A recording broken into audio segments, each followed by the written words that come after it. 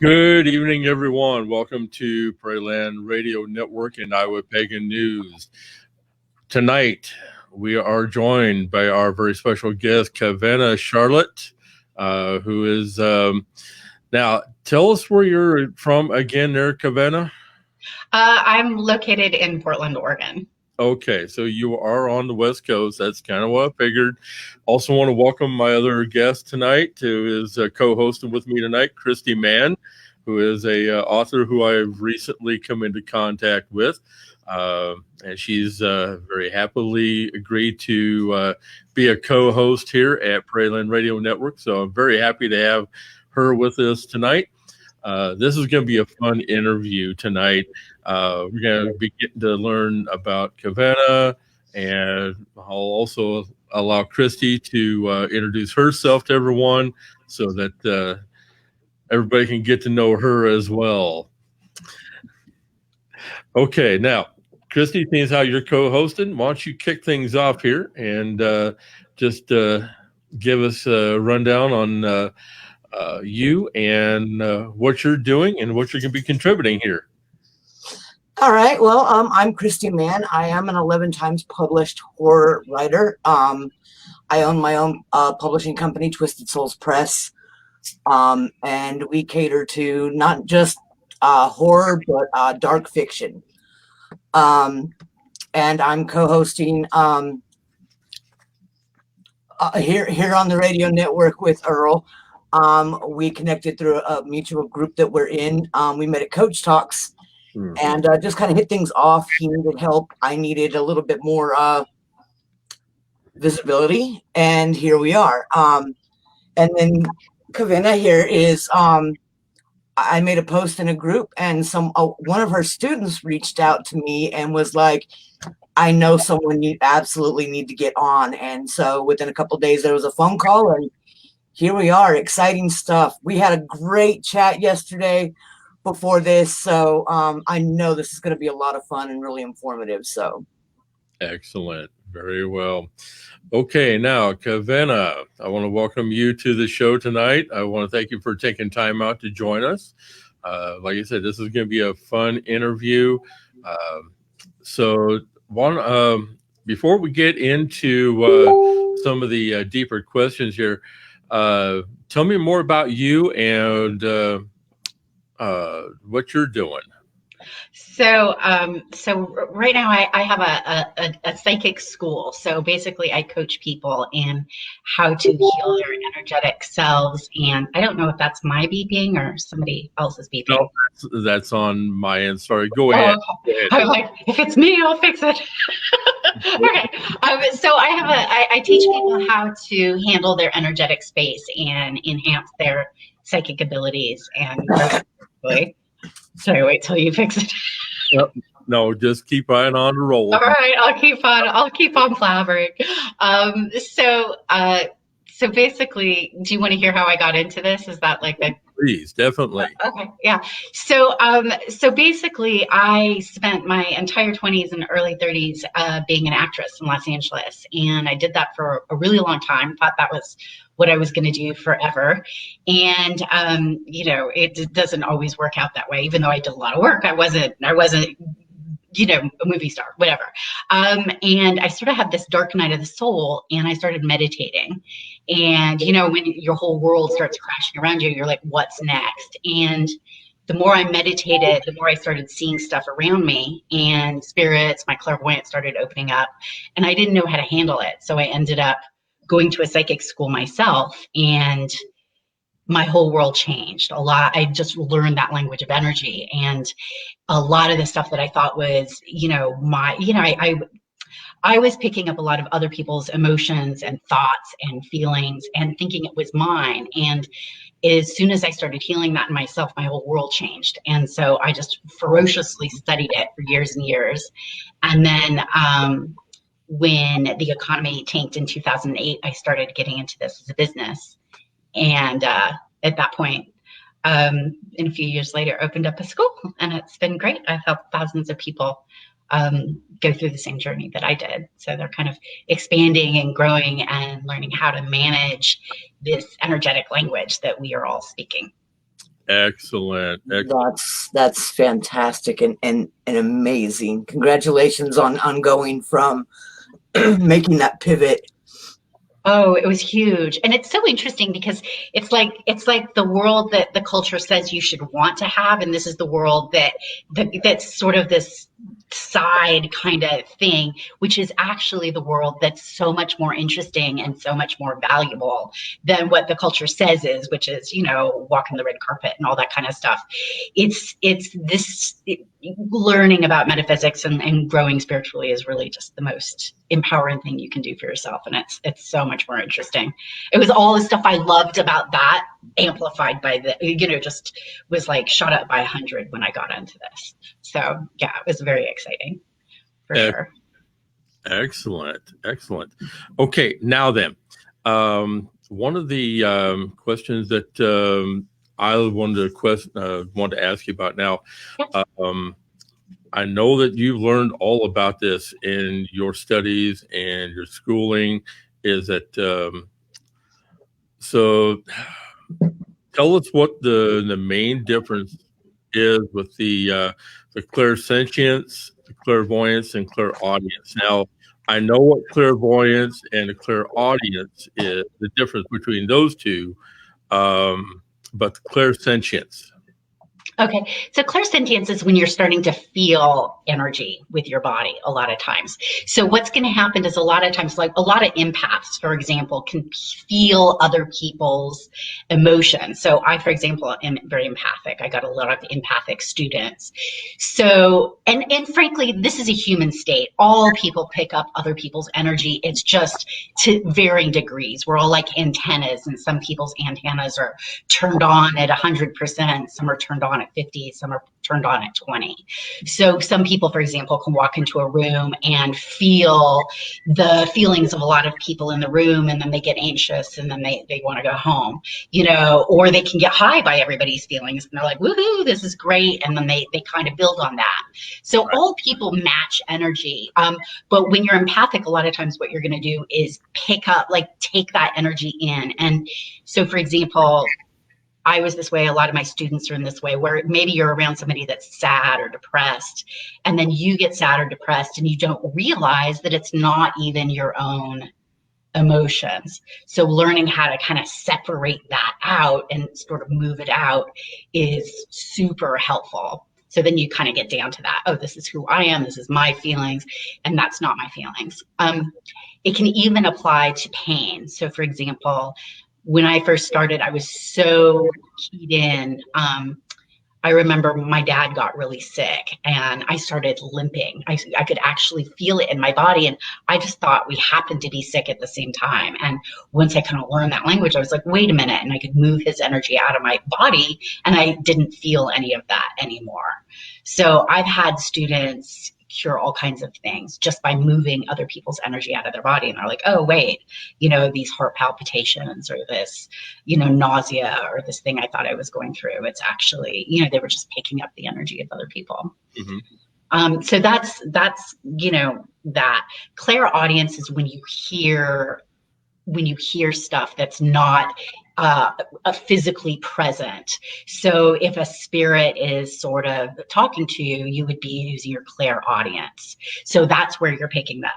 So telepathy, which is using both clairaudience. So that's when you're using telepathy, you're both sending and receiving information that's not verbally being that somebody's not using a body to speak. So right now we're using our vocal cords and we're using our body.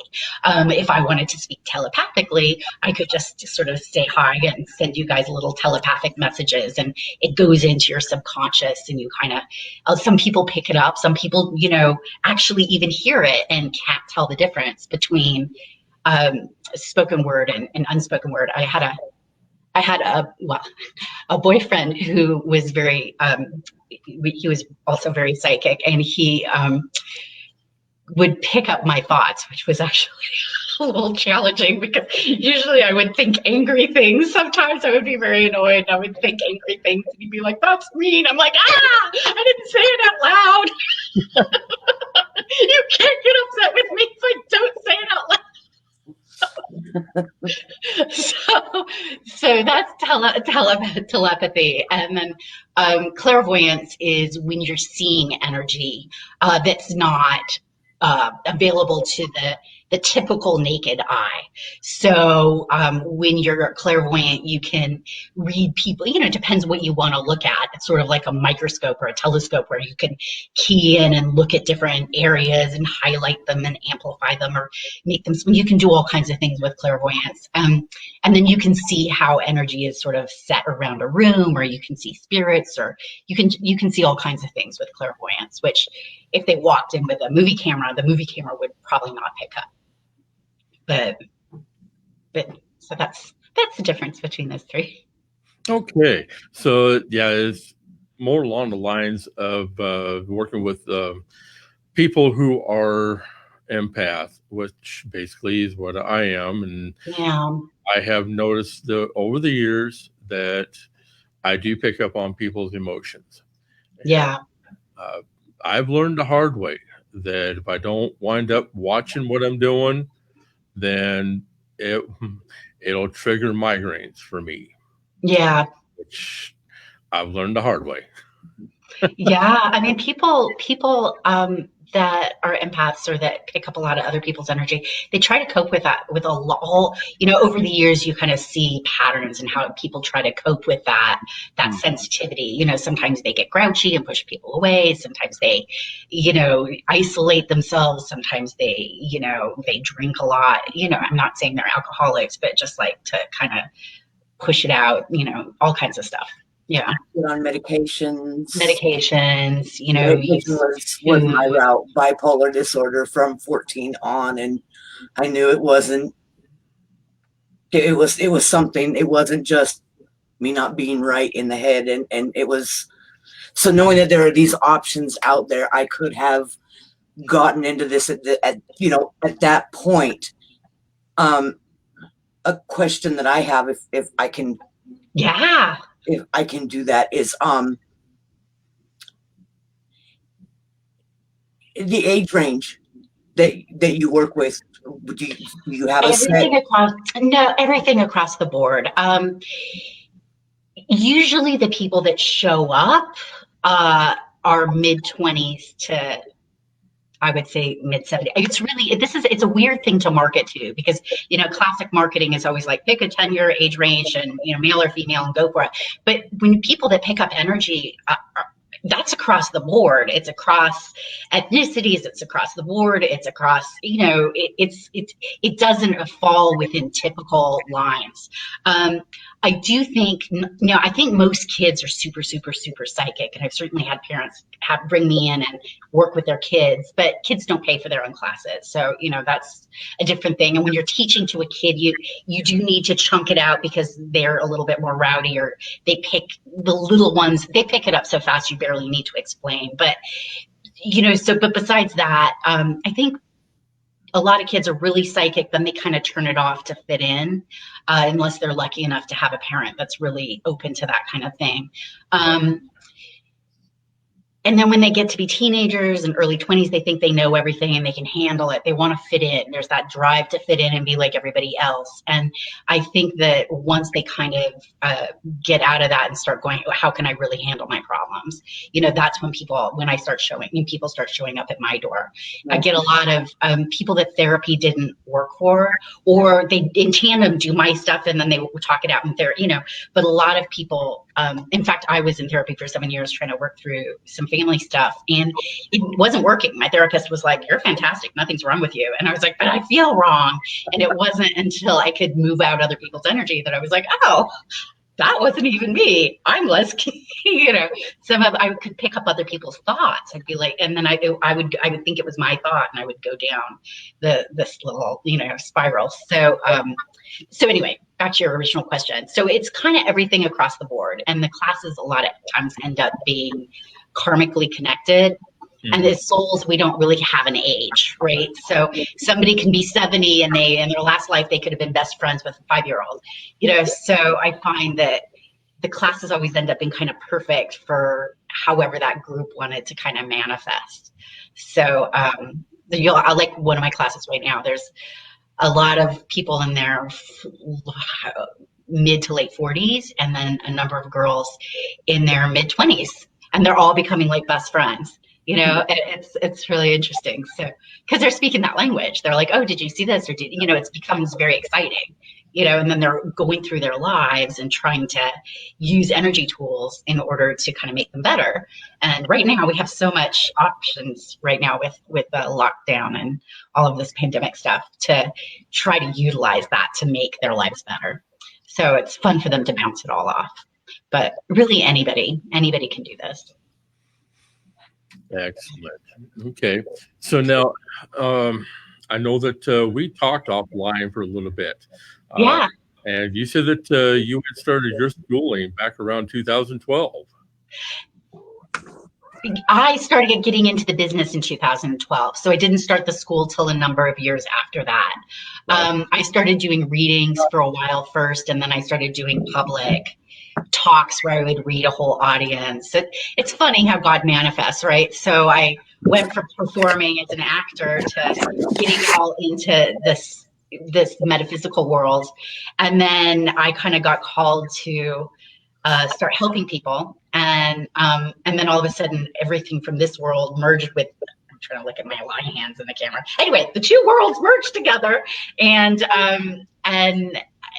that ability to be comfortable in front of people merged with this ability to read, and which of course was terrifying at the beginning. But anyway, so I started doing shows and stuff and telling people, oh, really, you just need to manage your energy, or, well, you have migraines because you are holding other people's energy, or you have this problem because of this. And they're like, how do we fix it? And I was like, oh, I'd have to teach you that. And so I just decided one day to teach a class, and a whole bunch of people signed up. And I wasn't intending to start a school. That would have been very scary, but I just thought I'll teach one class, and then the whole class, the people that ended up staying in the class were like, what's next? I was like, oh shit, I got to teach another class. And then they're like, what's next after that? And next thing you know, I had a school. So that's how it worked out. I could see that being exactly how it worked out too. It's like totally God. Like I never would have, if they were like, we are wanting you to start a school, I would have been like, oh no, that's terrifying. A whole bunch of people, no. But yeah. That's crazy. I could imagine that. I mean, I know what I feel like when I get to have a conversation with somebody about it, and I'm like, oh man, I could go on about this for hours. And yeah, so, but to turn it into something like an opportunity to teach other people how to manage that energy so that they become successful in life. Was that the ultimate goal, or was it just to kind of help people through like a certain stage, whatever they were going through in that moment? It's both. I mean, my goals for people and their goals for doing stuff is not totally, how much do I reveal? Ultimately, basically back in 2012, I kind of woke up and I started seeing a big potential for kind of a dystopian future, kind of like what we're starting to have right now. And I didn't like what I saw, and it made me very uncomfortable. And I just decided, well, what can I do to help that not happen? And this is what I knew. Is that the best thing ever? It was what I knew, how to have people be calm and stable and not get resistant to everything and handle their stuff. And, when people are creating on an energetic level, there's an individual creating, and then there's global, large group creating. And how we are in our minds, how we are in our mental spaces is huge. So if you can help people kind of raise their vibration and not buy into all of the into a collective drama that maybe being pushing people in a certain direction, then you have a better chance of that direction not happening. So ultimately, that was my reasoning for starting the school. Is that their reasoning? No, they don't even know what I'm talking about. They have no idea. They're like, I feel crappy. I want to feel better. over the years, you realize people are at where they're at. So you can't really tell them what's, your opinion of what's going on. I mean, and 5 years ago, if I had said, oh, we're going to have today, they would have all said, you're crazy. There's no way that could be happening, and so you hope it, so they're all doing their individual reasons. And I think it's better to set the school at that anyway, because people are they're where they're at, and they're going to grow from that point. And you can't push stuff on people when they're not ready. Mm-hmm. And it took time for me to get to that place of realizing, because I just wanted to be like, this is it. Look, rip off all their lenses and force them to see it. But you can't. It doesn't work that way. No, that's true. Now, when people come to you, do you try your best to help teach them how to build their spiritual presence or build their spiritual growth? Yeah, absolutely. So that's more in the clairvoyant program than in the beginning program. So it's sort of structured where there's an intuitive meditation class, and there's lots of different kinds of meditation out there. So this meditation is about handling their space, getting some basic skills around that, and starting to raise their vibration. It takes time to open up your clairvoyance. This isn't a Mickey Mouse, McDonald's kind of drive-through kind of thing. It legitimately takes time. And the way I do now, it takes time if you want to do it in a way that will have spiritual growth connected to it. So once people get into the clairvoyant program, you cannot, in my opinion, start seeing energy and handling it in a realistic way without having an understanding of karma and agreements and spirits and afterlife. I mean, if you're sitting there going, oh, let's meet our Akashic record keeper and go to all these other realms, it's super exciting. It's super cool. But people are going to start asking, you don't want to go from A to Z without all that stuff in between. And when they get that understanding of how we are as souls kind of interplaying in this big arena, the world gets really interesting and really unique and really personal. And it's like, it's not a religion, but it's a way of kind of allowing people to get their own answers, so they get clairvoyant enough, and I give them some concepts, and then they can go get their own answers. So I don't want to be a guru or anything like that, but I do want them to have an ability to ask questions and to get answers and to handle whatever's coming up energetically. So I don't think you can do this really and not become spiritual. On some level, you have to become pretty spiritual, because you start seeing stuff. You can't deny, you can't be an atheist if you have, if you're suddenly talking to your grandmother who's been passed for 10 years, right, and she's sitting there chatting with you, and she's like, oh, I'm just enjoying it. I've got a dog. You're like, you can't go. Life doesn't exist, after you die. This doesn't work like that, so yeah. Yeah, I can understand. I can see it being like it's not really a religion. It's, to me, I don't know if you want to call it a way of life, or I think it is. I think it kind of is. It's sort of the clairvoyant way of life. You get this toolkit in order to manage everything, and then you can start seeing things from this different perspective. And it doesn't mean that you've got a lobotomy and everything's easy and you never have a problem again. It doesn't mean you're always happy, but it does mean you can look at things from more of a karmic perspective, or more of a kind of a further back perspective sometimes, and I'll give you an example. So you give me, pick a scenario, and I will try to put that in a spiritual term. Just make something up. Oh, okay. Making stuff up on the fly. Okay. I do this to my students all the time. Let's see. Well, I know that back in the early 2000s, that's when my basically when I was able to use my own abilities to assist others, Okay. and picking up on emotions and energy. That has not happened in a while, but I know that, say, for instance, I think what really made it kick in when I was younger is during my time working as a volunteer EMT. Yeah, I can imagine.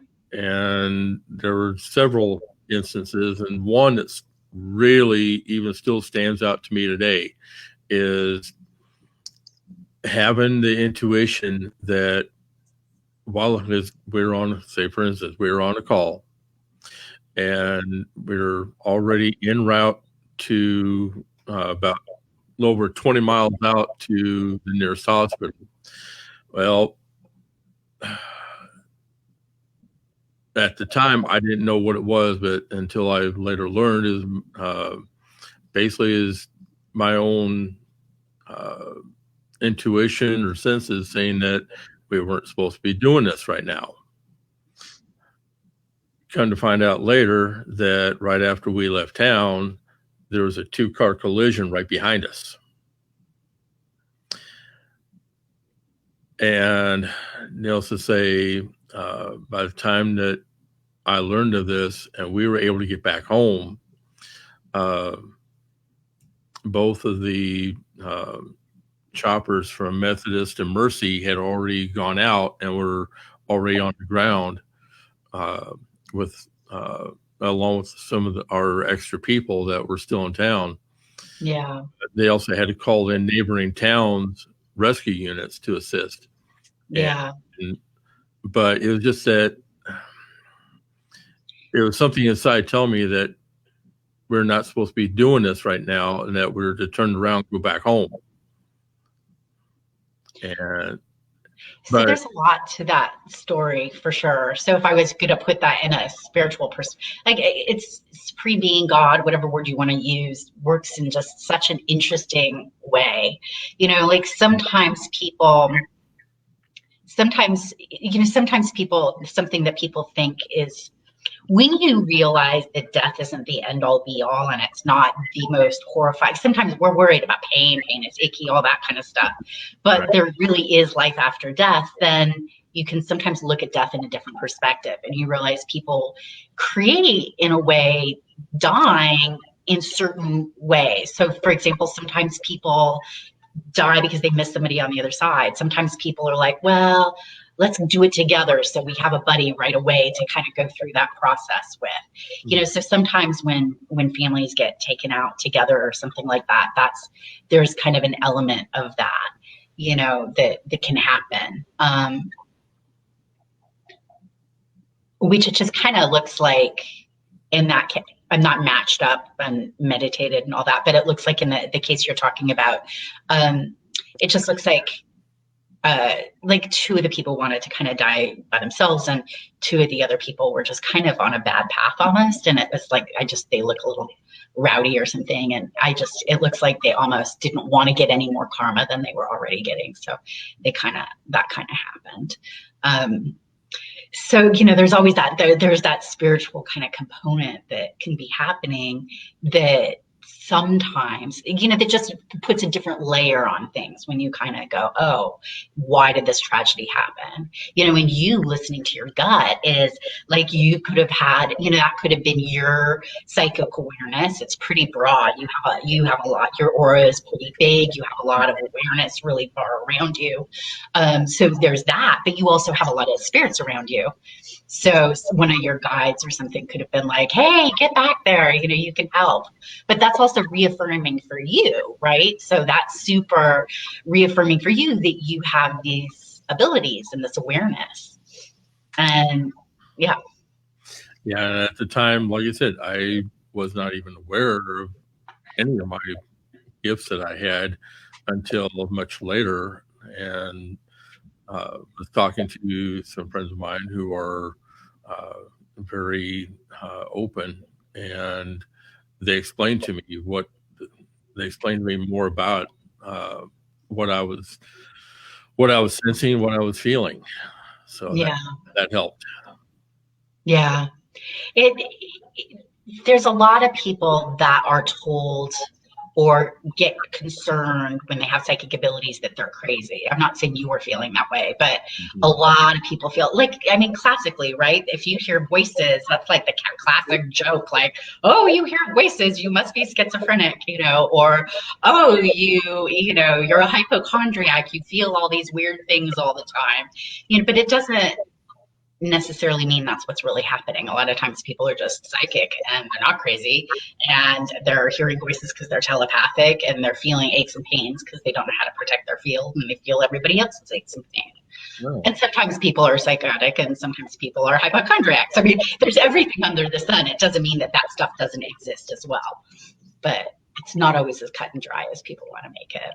Yeah, that's true. And I think it's the fact that we have people who don't have a full grasp on what certain people's abilities are, and they go from point A to point C and don't even bother with trying to understand more of what that entails.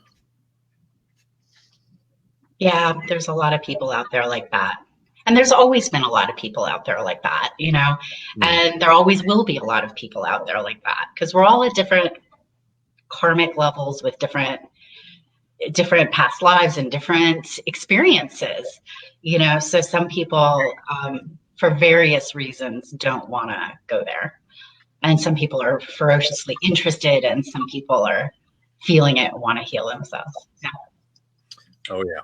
Have you noticed a difference over the years in the acceptability of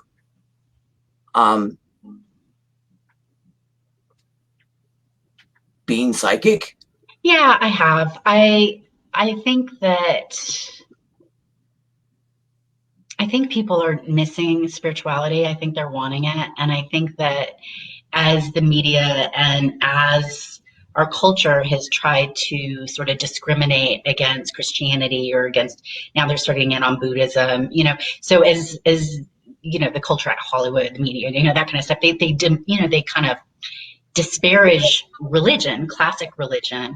I think people are trying to fulfill that need for spiritual connection, and this has not been demonized, yet. And so I find a lot of people are more turning to this, or trying to look to other ways in order to get that desire for connection filled. So I think that's a part of it. When I first started, sometimes I would get into, sometimes I would have people that were a little dogmatic in the Christian sense, kind of I don't want to say want to argue, but have pointed questions for me. And I'm happy to talk to, I'm happy to talk to those people, because we're actually a lot more in sync than they realize. They just don't know it, so I always will say things like, well, Jesus was the most amazing energy worker ever on the planet, which he was. When he could walk on water, that ain't turn water into wine, he's the guy I wanted to party. So we can have those conversations, and then, it makes it, I have a lot of, I've studied that a lot, so I can have kind of detailed conversations about that stuff that usually makes them calm. I think, that anyway, so that's what I've noticed in terms of the changes. I think people are opening up to it, and I do think that some of the vibrations going on, I think people are, I don't know if some people want to say the veil is thinning. I don't know. I think there's just a lot of paranormal activity right now, and people are starting to sense it. And I think because of that, because so many people are sensing it in a collective way, I think that it's harder to dismiss, if that makes. Oh, yeah. Yeah. I think the media, with like movies like Paranormal Entity and Harry Potter, it's kind of normalizing that kind of stuff. And something that I noticed in the book world with Harry Potter and just writing stories, the freedom that you have in your head to create entire worlds is impressive. But for me, it's a realization that all these fantasy worlds, all these different things that come out, there are realities that people just don't ignore. Basically, they just ignore them, and then all of a sudden it's in a book and somebody's like, oh well, maybe that is out there. Yeah, I mean, well, it's in the energetic sense and on the astral. There's a lot of different kind of interdimensional places. There's and then when you're in energetic form, i.e. a spirit, and all of us are spirits, we just happen to have a body at the moment, but when we are a spirit, we can change how we look and change all kinds of stuff instantaneously. Mm-hmm. So yeah, there's all kinds of different dimensional realities, and I think a lot of writers will tap into that, which is why a lot of people can resonate with that. There's a dimensional reality where people are riding dragons, and that's why they're and when I was growing up, that's a kitty and a wolf. There's a wolf on one corner and a kitty on the other. That's so cool. That's like Harry Potter has got, Sirius Black. Speak of the dragon, he will appear. Oh, there she goes. Exactly. Yeah. I knew this was going to be fun. Yep. Yeah, that's Miss Callie. She tends to make her presence known, especially when I'm on camera. Look at this cat for you. That's cute. She did the same thing while I was on a video conference for work earlier, and she came up on my shoulder, got right into the microphone, and put her 2 cents worth in. It's like, okay. Well, Dad has our cat distracted with the video game and the windows open, so he's not in my business, or he would be. Yeah, because the curiosity is it kills them. It's like it kills them. What is that? I think, well, animals are really energetic too. I mean, the fun thing about animals, like little kids and animals, they're super psychic. Like, I mean, you've probably seen your dog or cats, like they'll see energy all the time. You probably see them looking at the air and kind of wandering around. I remember I was in Switzerland, and this was really pointed because I didn't speak the language. I was in this little kind of village in this little house, and these 2 women were speaking, and Swiss German, which I don't speak. So when you're not engaged in the conversation, you start wandering around the room, and there was this little baby there, and the door kind of creaked open, and the little baby looked up, and the dog looked up, and this spirit came in, and I watched the spirit just kind of walk around the women and walk out the door. And I'm clairvoyant, so I could see it, but the little baby and the dog, they were seeing exactly what I was seeing. I was like, yep. The 2 ladies had no clue. Yep. How much do you think the exposure in the media has had an effect on the fear that surrounds it? On the what that surrounds it? The fear? I'm sorry, I can't. Fear, afraid? Fear. Oh, I think a tremendous amount. I mean, the challenge with Hollywood, even if they didn't have the challenge, one of the challenges with that, and this as a writer is, happy doesn't sell. You need conflict. There needs to be some kind of conflict. And so, people sitting there, if they were really, like I teach people how to clear spaces and how to get rid of stuff. If you like a real house clearing compared to a Hollywood house clearing would be totally opposite. A real house clearing is sitting and meditating and laughing because you need to keep your vibration high, and and going, oh look, there's an X, Y, or Z, and you all kind of do your thing and move it out. But you really need to be at a high level in order to do that. But a Hollywood thing is like cameras and this and that, stuff sputtering and everybody cowering in fear and can't handle it. Yeah, because that's what sells TV, the other stuff, the reality doesn't. So I think that people get, I actually have to help my students do a lot of deprogramming to try to release a lot of the Hollywood stuff around paranormal activity and all of that, because it's not there's stuff that can feed off of that fear too. So if you're afraid, or if you're going to go there, then there's energies that are going to be like, woohoo, lunch, and Right. and so that doesn't help anybody either, so the more, but it does bring some awareness to it. But I think it again, it's just, it brings fear, Yeah. And that's what I really don't appreciate about how Hollywood has sensationalized what we do here as witches, pagans, the metaphysical realm, people who are like you, who are clairvoyants. It's just, when they sensationalize things and blow things all out of proportion, it really gives a negative look upon what we value and what we cherish. Yeah. In our abilities. So Yeah. that's one thing I really don't like about what they do, because it doesn't portray a positive or actually a truthful image. No, not at all. Not at all. Yeah, it doesn't. I mean, yeah, that would be a whole political discussion, which we would run out of time. We'd have to do that another time. But there's a whole lot in that, for sure. There's a lot in there. But the problem is too, just for the average people, is then they don't know what to expect when they show up. I mean, like, I have people that are constantly surprised. They're like, I was surprised even. Like, when I went to my psychic school, I was like, if these people are super floaty, crazy hippie people, or I had all these images of like what it was going to be, and I walked up and everybody was grounded. That's the first thing we teach, is grounding. And then everybody was normal. I was like, huh. And then everybody, like, there was a doctor, there was a waitress, there was this, there was that. Everything was smattering across the board, because people across the board are sensitive to energy. And those people I found, which society was said, oh, they're sane. And a lot of the people that I pull into my school, people would go, oh, people that are attracted to this are crazy. But the truth is, they usually are the most sane people out there.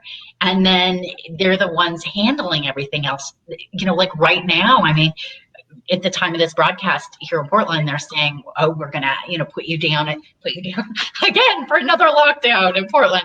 But my students are all handling it really well. A lot of people are kind of going crazy around us, having emotional and mental kind of, I don't want to say breakdowns, but they're being very challenged. And that's what's going on. Yeah. And my students they're like, I don't know what I would have done in this time without you and without these abilities, because they're not right connected to that drama in the same way, and so it's just the opposite. You're absolutely right, Earl. It's just the absolute opposite of, there's always bad actors and everything. I mean, this as well as I do. There's bad actor psychics, there's bad actor witches and warlocks. There's bad actors. But there's also most people, a majority of people that get into this want to connect with nature, want to connect with, their abilities or their spirituality, or, the laws of the universe, and kind of connect with that in a non-judgmental way. I mean, a lot of people have been hurt by traditional religion, and so they still want to be spiritual, Spiritual's a part of, it's a necessity for the human psyche to evolve and grow and feel whole. Yeah. I mean, well, it's part of our souls, right? That's why we're here. Yeah. To grow and to heal and to take spiritual steps. So yeah, that's a big part. I mean, it's not to be, hot in a bikini, the superficial stuff. Yeah. But nobody gets up in the morning going, I really would like to be more spiritual today. No, because you need to be challenged by difficulty in order to take steps. We're like little birds, and we get nestled into our little nests, and we like it there, and somebody needs to kick us out. And then we go, how do I fly? How do I handle this? And then you have to, if the methods you have to handle your crap doesn't work, you need to find something else, or, that's... Earl, do you have something you want to hammering away? I just want to say welcome to Donovan, who is tuning in, listening in tonight. Appreciate you chiming in here and being a part of the video. It's always good to have my friends join us here on live video. Hi, Donovan. Thanks. Hi, Donovan. And basically just want to let everyone know that if you do have something that you would like to have a question that you may have for Kawena tonight, just feel free to chime in on the chat. You'll need to click on the live chat link so that you can join us in chat, and you can post your questions so that we can get those to Kawena tonight, and so that you can learn more about what she's doing to assist people. Now, when you are working with, say, like your students or anybody else, are you using your own abilities and Oh yeah, all of it. When I'm teaching, I will be clairvoyantly, I'm not looking at like their personal stuff, but I teach them energetic, let's say grounding, which anybody that wants to, I've got a free grounding class if people want to go to my website. But say I teach somebody how to ground, I'll just look at everybody and make sure that they're really grounded. So every time they're practicing an energy tool, I'm using my clairvoyance to see that they're doing the tool right. I speak to them telepathically.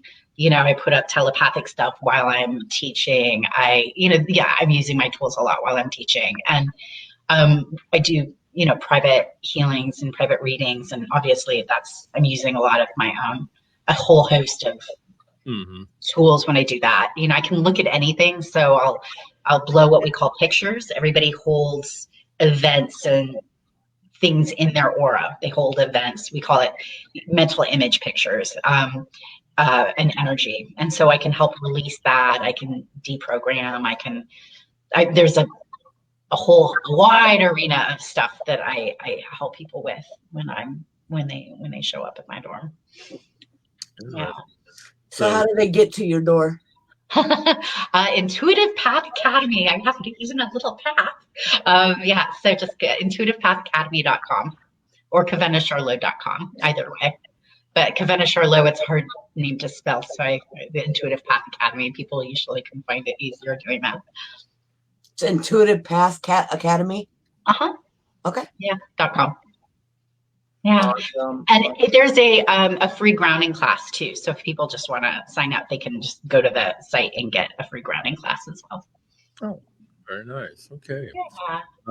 So now, besides your own abilities that you use, are there other tools that, like a lot of other readers will use, or is it primarily your clairvoyance? And are you asking like if I use tarot or anything like that?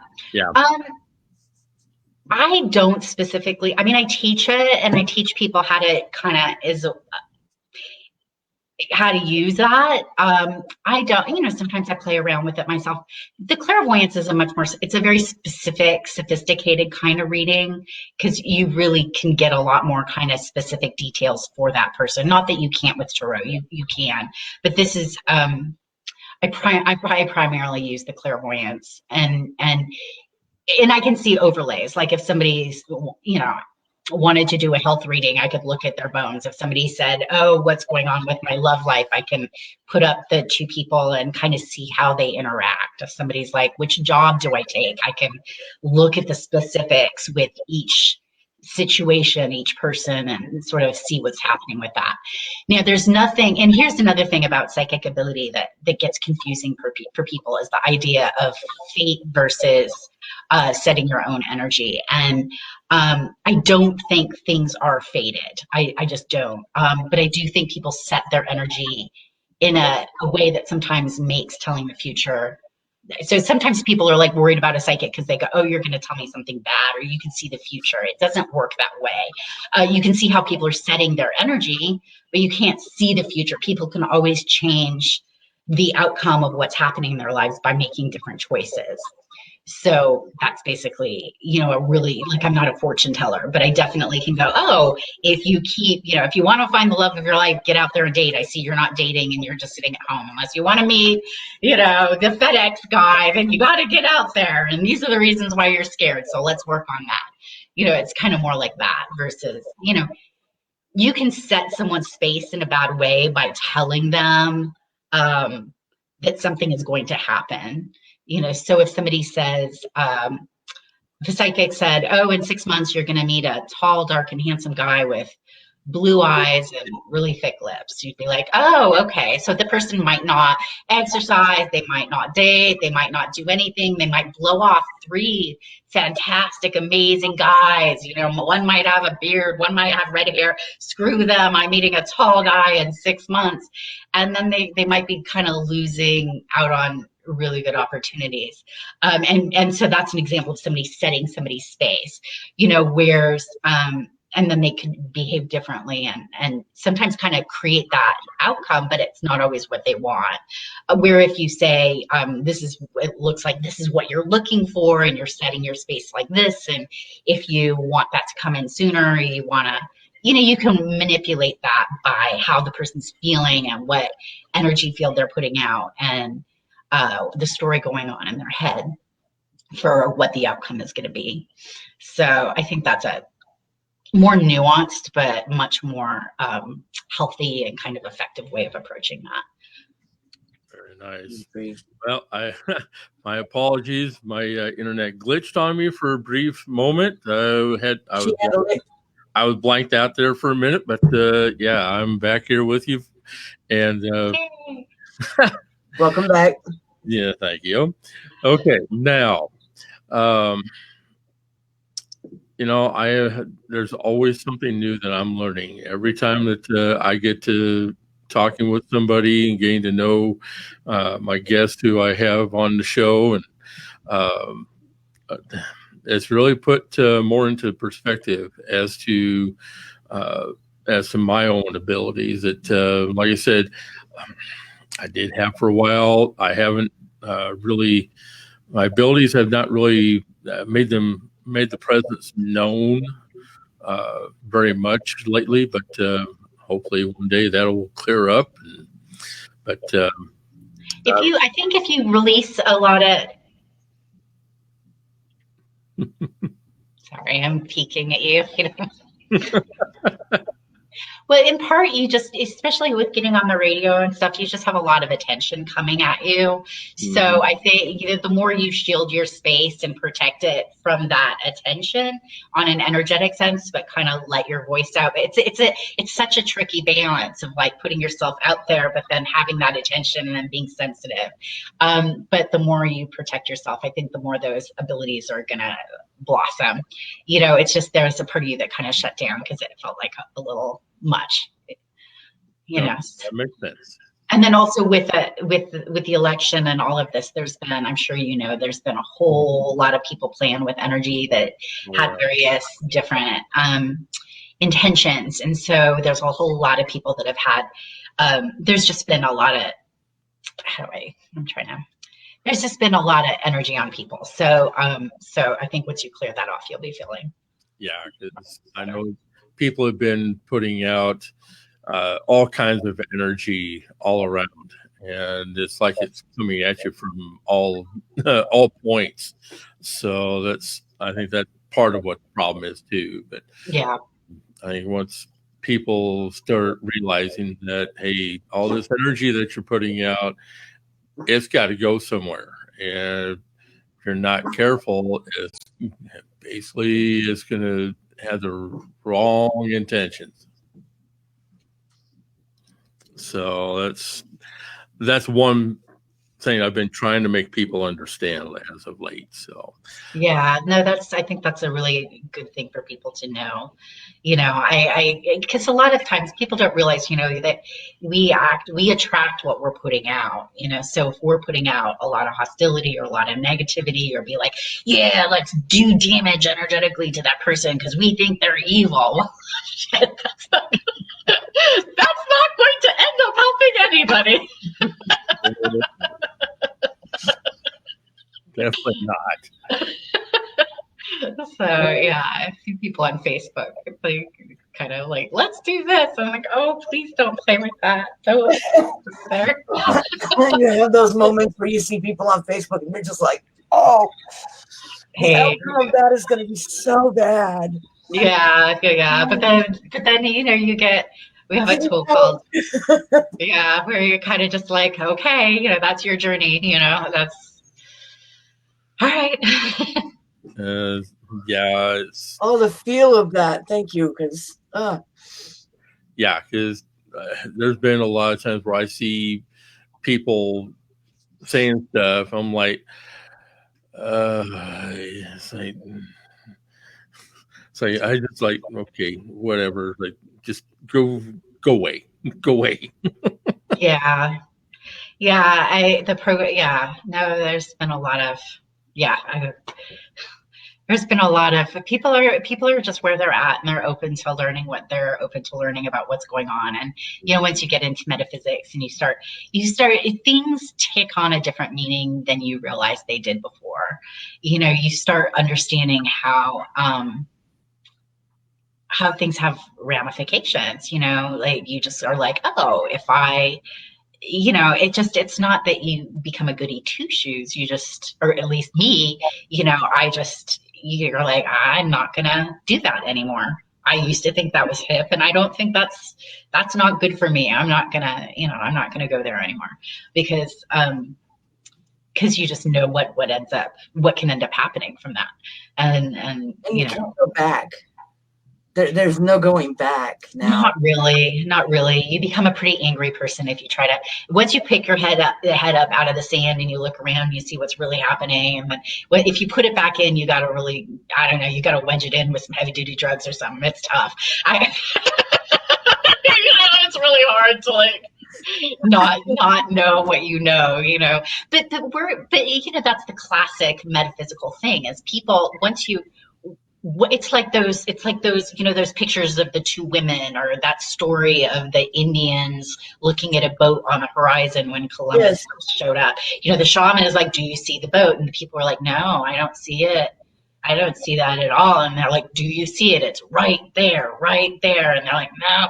I mean, he had to break through their conditioning. And we're made that way because we suck up so much information.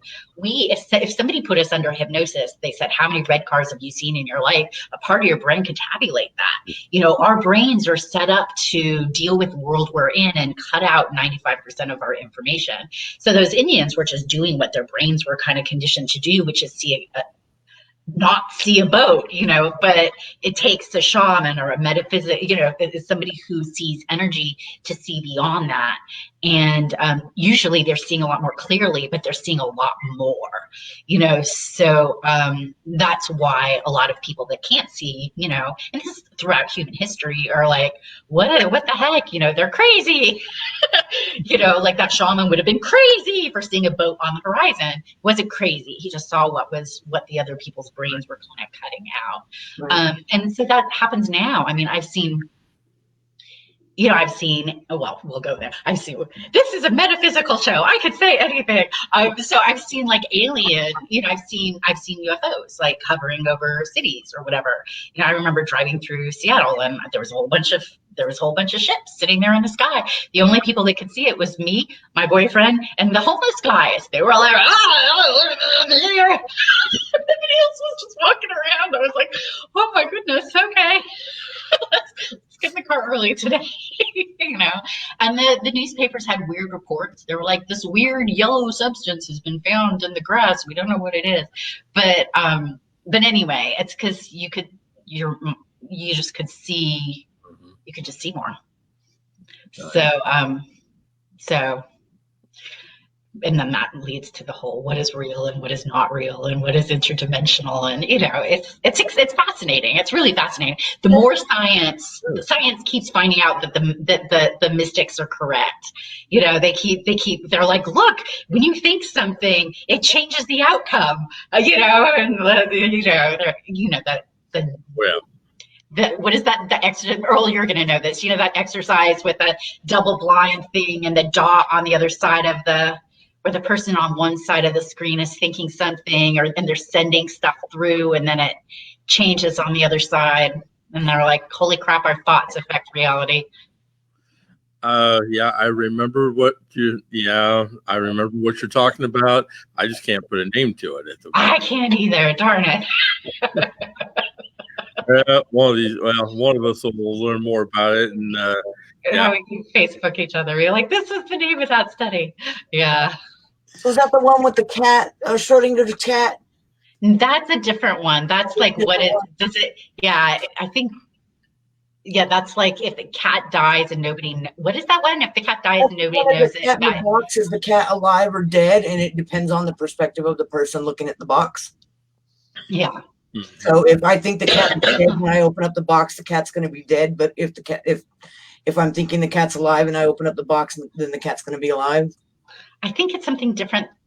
It's something like that. I think it's like if there's a dead cat in a box, but the person, I don't know. We should just Google it afterwards. But it's something. I think you're. I think that's close, Christy.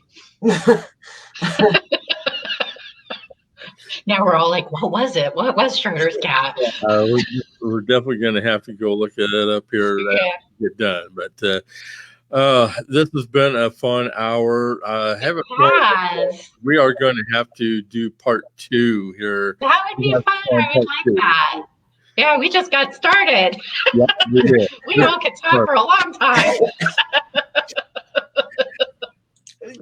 This has definitely been fun. I want to thank you for taking time out to come talk with us tonight. Like I said, we will get part 2 planned out here soon. So that would be cool. I would like that. Stay tuned for that, and we'll get the notification over to you. You have been listening to Prairie Land Radio Network tonight.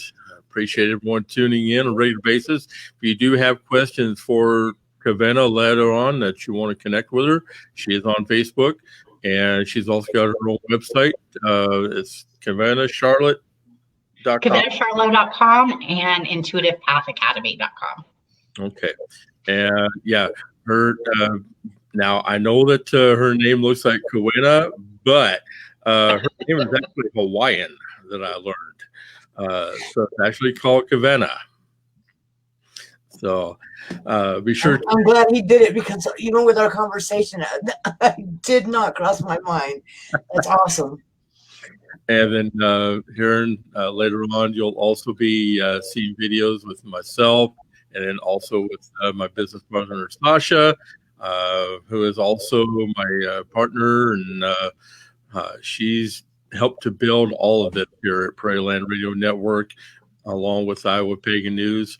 So be sure to email us directly at earl@iapnradio.net or else Iowa Pagan News at Gmail.